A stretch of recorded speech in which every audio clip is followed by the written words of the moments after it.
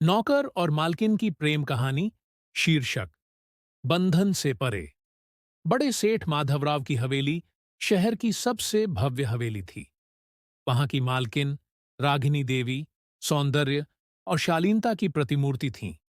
उनके पति व्यापार के सिलसिले में अक्सर विदेश में रहते थे।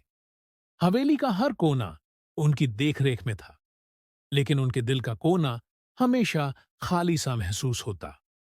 हवेली में काम करने वाला अर्जुन एक सीधा सादा युवक था। उसकी ईमानदारी और मेहनत से पूरे घर के लोग प्रभावित थे।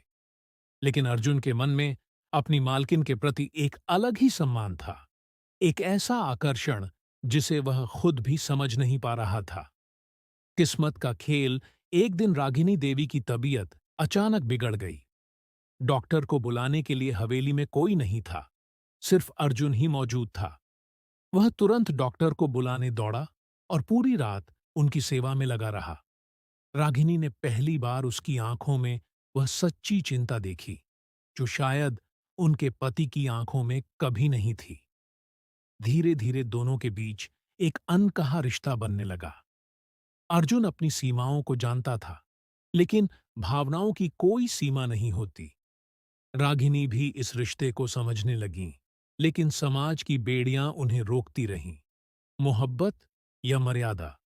एक दिन हवेली के बड़े नौकर को अर्जुन और रागिनी के बीच बढ़ती नजदीकियों का एहसास हुआ। उसने यह बात सेठ माधवराव को बता दी।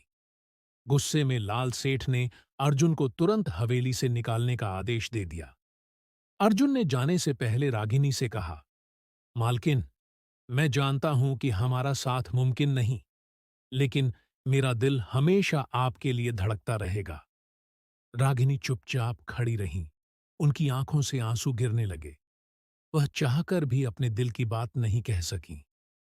अंतहीन इंतजार। अर्जुन हवेली छोड़कर चला गया, लेकिन रागिनी का दिल वहीं ठहर गया। सालों बाद जब उनके पति का देहांत हुआ, तब उन्होंने अर्जुन को ढूंढने की कोशिश की, पर वह कहीं नहीं मिला।